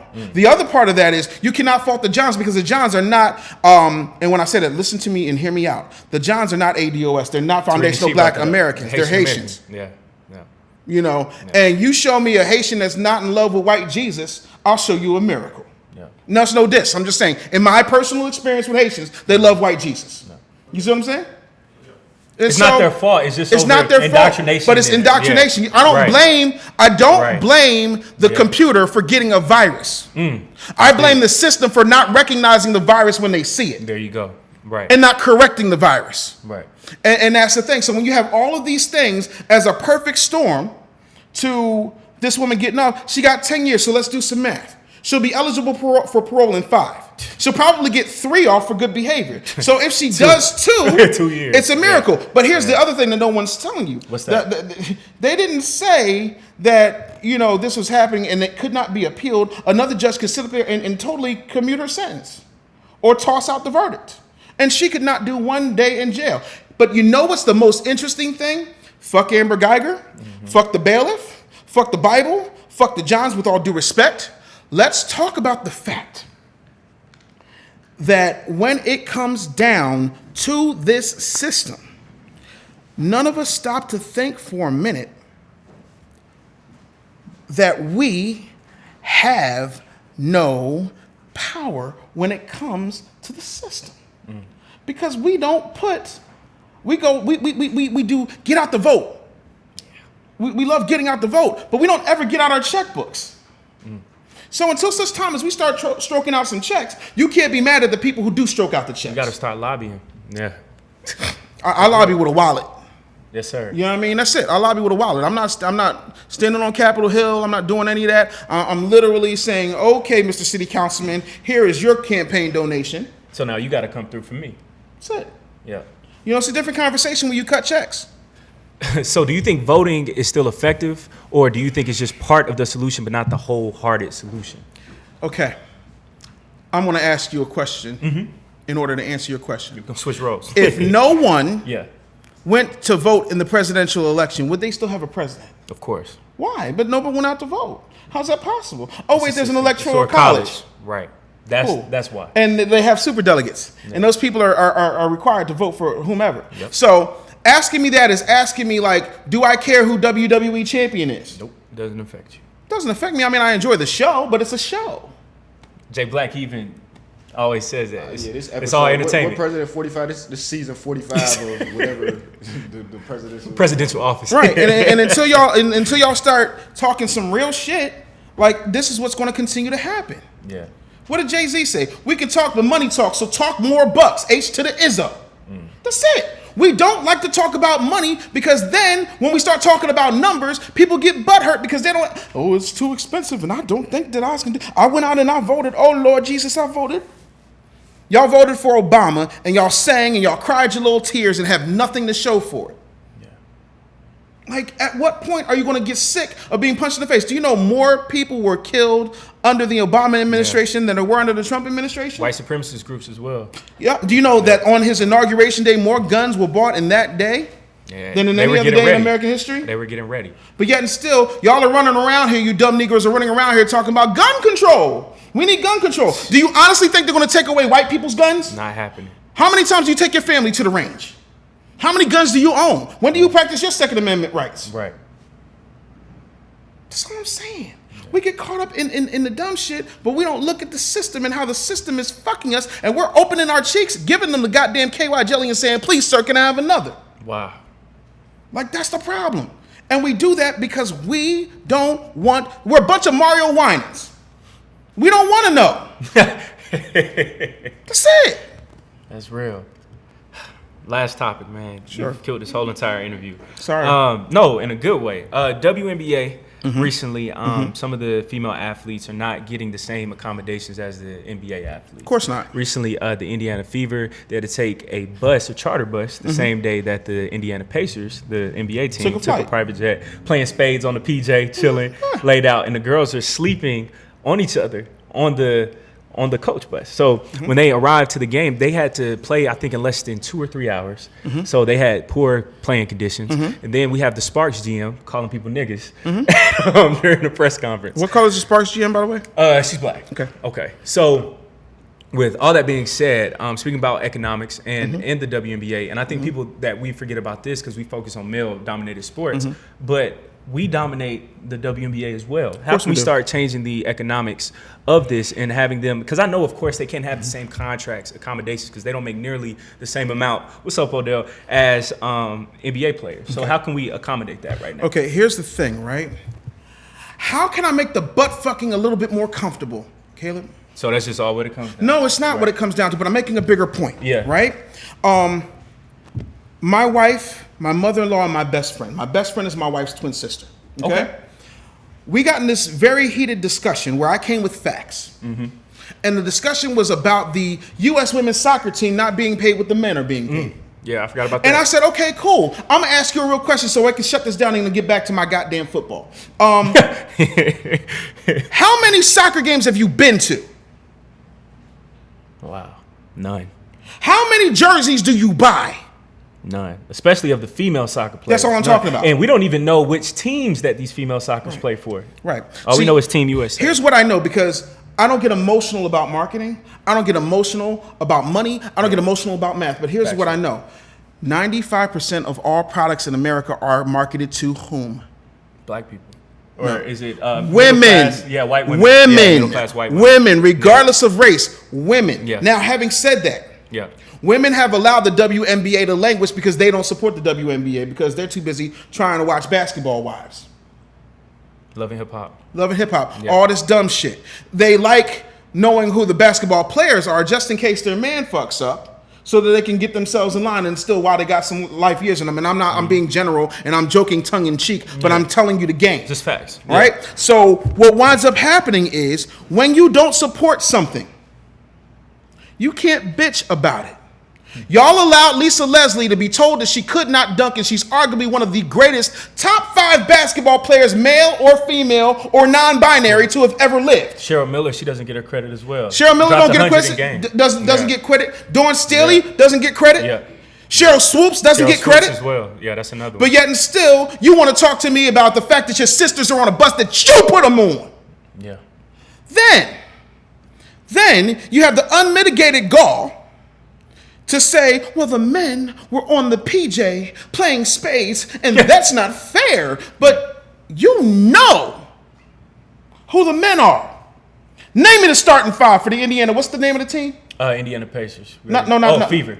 The Fever. Yeah. Cool. Nobody. Did you know they were the Fever?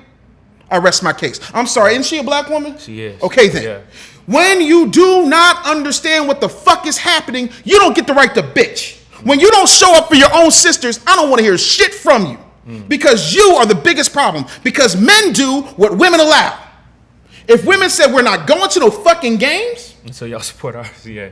And if you go to the fucking game, and I'm not really here for that goddamn Spike Lee movie where they shut down the sex. Oh, yeah. When they say that. But there is value in saying it's going to be real uncomfortable for you until you support these women because this is important to me. Right. When my wife says something's important to her, that's the fuck it. It's important.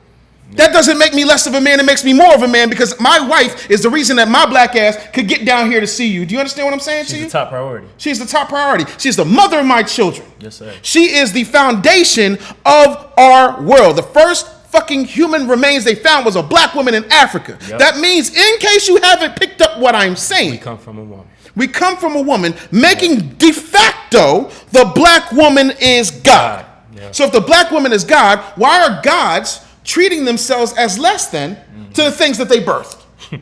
Created. And why are these creators up in arms for circumstances that they willed? That does not add up to me. So if you want to fix the WNBA, number one, go to the fucking games. Number 2, buy the fucking merch. Number 3, what's the? Do they have a 2K for WNBA? Wow, never thought about that. Did this put one out? They put them on the men's one. Oh, they put them on the men's one, but they don't have their own. Right. But this the Men do what women allow. No, If the women went around like M'Baku and was like, "We shall not have it," it's not. It's not. I have watched. We saw that in Black Panther though. That's what I'm saying. We saw that same. He came down like, okay, enough of this bullshit. Here the fuck I come. I'm coming for your fucking head. We not having it no more. You couldn't even protect your damn daddy. How you gonna protect the kingdom? Those are valid points. Wow. You can't even hem up your man enough to say support me in this because you just want to be angry. You don't really care about the WNBA. You don't like the optics. And until we can have a conversation about the fact that you don't like the optics, you're bitching and moaning about a situation that you have been a willing participant in for at least the past 15 years. Makes you look like the biggest hypocrite of all. Because if a woman said right now, let's take not all women, let's take black women. If black women said right now, black men, we want pirates. Every last one of y'all would chop off your fucking leg, get a fucking parrot and say, shiver me timbers. Yeah. We do what gets us women. That's a fact. That is a fact. Women know their power. Yeah. But if they really knew their power and this was really an issue, you wouldn't have to ask me the question. Because it wouldn't even exist. It wouldn't exist. Right. That's they correct. control everything. Everything is based on a woman. How you dress, how you dress, yourself. the car you drive, the job you go get, your major in college, the sneakers you wear, the fucking haircut you get. Everything is based upon what women like. Yeah. You can't talk about fashion without talking about Anna Wintour. Last I checked, Anna Wintour was a woman. And you can bring up Andre Leon Talley, but he takes his cues from women too. Yeah. Opinions, yeah, I didn't even think about that. When it comes to opinions, advice, all that stuff. Wow. So, I want folks to really stop getting off of this high horse and start walking with the people and examine what the fuck did you do to make this happen? Yes, sir. Or allow this to happen? Yes, sir. Let me tell you something. Why is it that there's not, if you care, if sisters cared, I'm here to argue all day, but I got a lot of facts with me. If sisters cared about black women in basketball, explain to me why Lisa Leslie is now a coach in the Big Three and never in the NBA. Wow. I'll wait. Wow. Coaching men. Coaching men and fucking winning championships. She won a championship, and she should at least be Excuse a GM. the fuck out of me. She should at least be a GM in the WNBA. Great. Yeah. Look, I put her in top 5, and some people's eyes bugged out. Basketball. Top 5 dead or alive. Basketball player. Lisa Leslie has owned half of the starting 5 of the NBA of her era in one-on-one games. The shit's on tape. Movie star too, Uncle Drew movie. All day, every day. Yeah, she in films, all that stuff. Lisa Leslie is so dope that her husband became a New York Times bestseller based on him watching his interactions with his wife. That's teamwork, though. And he says, women have all the power. The book is called Women Have All the Power. Too bad they don't know it yet. Wow. Truer words were never spoken. So if you really cared about your sisters, why don't you show up for them? Wow. Hey, man, before we go, last question for you, man. Thank you again. I apologize. Nah. Hey, I'm passionate. I'm not mad. This is what we like. Because some people get that and I'm not mad. Like what you said about BullyCon, that being like a safe space. This is a safe space where you can just go in. You don't have to worry about having a filter. Before we leave, where do you see your business, yourself, and overall with your family, everything, all ventures, 5 years from now? Where do you see yourself? That is a great question. Where do I see myself? 5 years, I'm prepping for Madison Square Garden. I love that. Look, here's the thing, right? When I was in college, in Temple, right? I went to Temple. I went to Temple University. Philly bread. Yeah.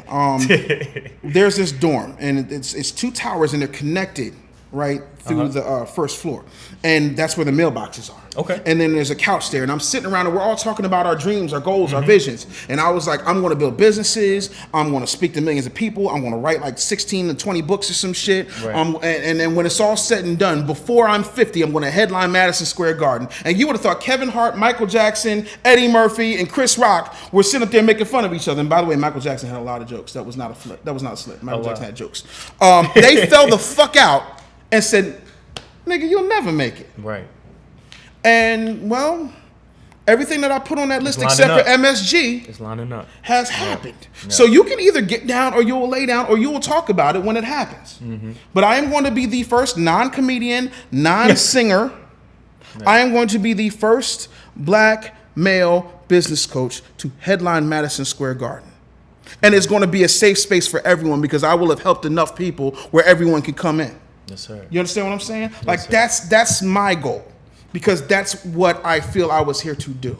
Because people told me, nigga, you never make it. You know what I'm saying? And I ain't nobody's nigga. I'm too busy making it. You understand? and so like what happens is I want shit that scares me. MSG scares me. I go to New York like 3 times a month. Successful people always say that. Do something that scares you. I'm scared the fuck to death of MSG. Yeah. Scared to death of that shit. Yeah. Right? But what else I'm gonna do? Youngest radio personality in the history of the business. 1, 2, 3, 4, 5 first round radio Hall of Famers, 4 not to be inducted. No, 2 inducted, 3 not. Got Ricky Smiley nationally syndicated. I did. Yes, sir. Got Clue in 350 markets. Like, put some respect on my name. Yes, sir. You know what I'm saying? Like, I've done all of those things. I did TV at 15. Like, I've done reality shows. I understand exactly what it is to build a business. You know what I'm saying? I have a black wife and black children. I have a black wife and black children. I have a unmistakably black wife and black children. And I will say on the record that I have made more money in my marriage with my black wife supporting me next to me, not behind me. Next to me saying, Dave, don't you jump off that fucking cliff. Take this goddamn parachute. Here's a hang glider and here's a rocket pack. I'll see you when you get back. If your mothers bore you, your wives will soar you. Wow. That's what I'm saying. Love who you love. Yeah. Not knocking you. But as for me in my house, I sleep with a God every night. You understand what I'm saying? Yes, sir. And so I want us to understand that, like, this shit is so deep and this shit is so real, and I love my people so much. Not on some Kanye, let's lead with love shit. I love black people. I love black people so much that I never walked away from black people. I have been offered 26 jobs since I retired. Major fucking jobs. Yeah. And I don't leave. When my clients don't do what I tell them to do and they frustrate the fuck out of me because they're talking about, well, I don't have the money yet, right? I had a client named Kenny Jones. Kenny Jones I signed on July 26, 2019. He had a $16,000 bill because one of his patrons fell out. He's getting a doctorate program, right? He helps people birth their books. And he was charging peanuts. But he has generated well over $1 million in revenue for other fucking people. Wow.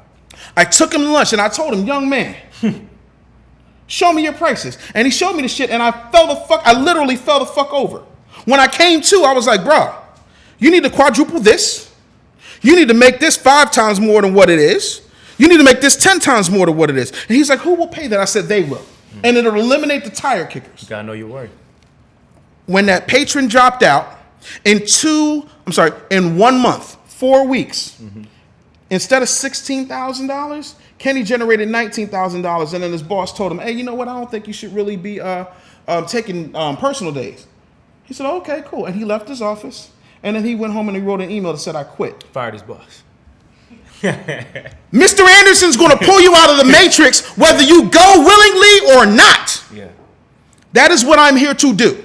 You don't have to like me. You don't have to respect me. I don't give a fuck about it. But you're going to see it because I've already done it. Yes, sir. So I want more people to come with me. You don't need them. David Banner told me something one day. I got upset because I was in Missoula, Montana, speaking to a business.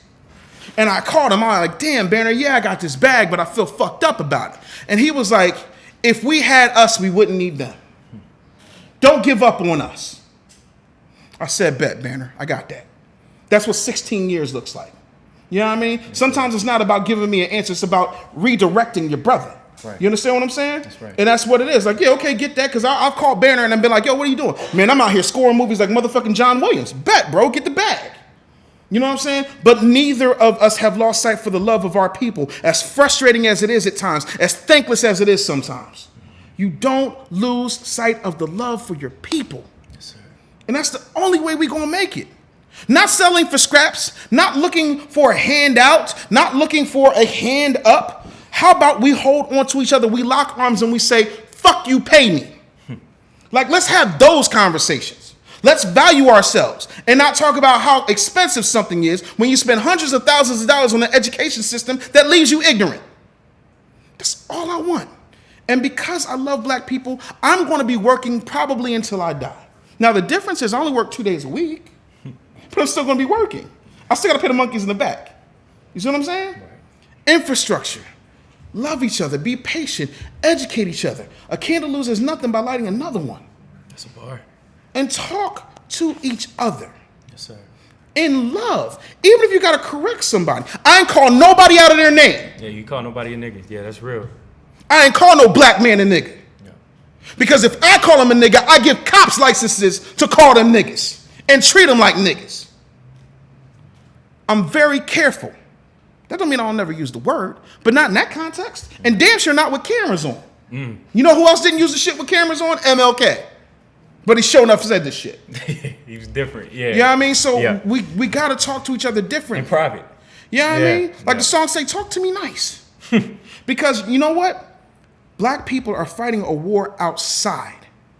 We don't need to fight a war with each other. Yeah. We can have respectful debate. We can have disagreements. But we keep that shit in house. When the last time you seen two Koreans arguing in the street? Man, we talk about that all the time on this podcast. Good night, everybody. How like we got to argue behind closed doors, but we got to support each other in public. Malcolm X even said that back in the 60s.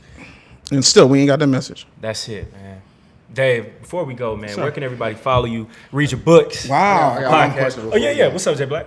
Are we invited to the Madison Square Garden joint? That's my last tickets. Listen, you MSG is bad in every way.